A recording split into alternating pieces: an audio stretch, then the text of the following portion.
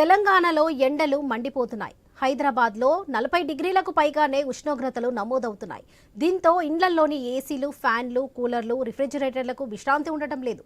గ్రైటర్లో మార్చి, ఏప్రిల్లో ఊహించని దానికంటే ఎక్కువ విద్యుత్ డిమాండ్ రావడంతో పలు ఉప కేంద్రాల్లోని 80% కంటే ఎక్కువ లోడ్ ఉన్న పవర్ ట్రాన్స్ఫార్మర్లను ఎక్కువ సామర్థ్యం కలిగిన వాటితో మార్పిడి చేశారు.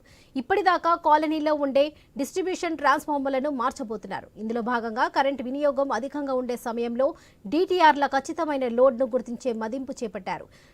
టాంగ్ టెస్టర్ ద్వారా లోడ్ను గుర్తించి రికార్డ్ చేసే పనిని విద్యుత్ సిబ్బంది ఎక్కువగా రాత్రిపూట చేస్తున్నారు.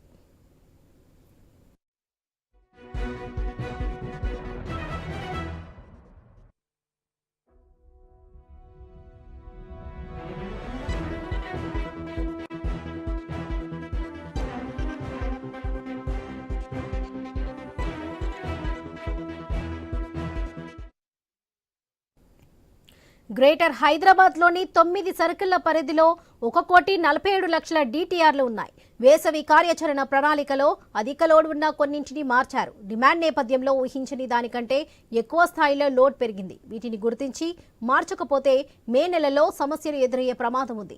ముందస్తుగా లోడ్ ముగింపును చేపట్టారు. ఏసీల వాడకం పెరగడం, నిరంతరాయ విద్యుత్ సరఫరా అంతరాయం ఏర్పడితే వెంటనే మరమ్మతు చేయడం, వేసవి తాపంతో బోర్ల వాడకం పెరగడం, రంజాన్ మాసం ఇలా ఎన్నో అంశాలు మార్చి ఏప్రిల్లో అనూహ్యంగా డిమాండ్ పెరగడానికి కారణాలని ఇంజనీర్లు అంటున్నారు.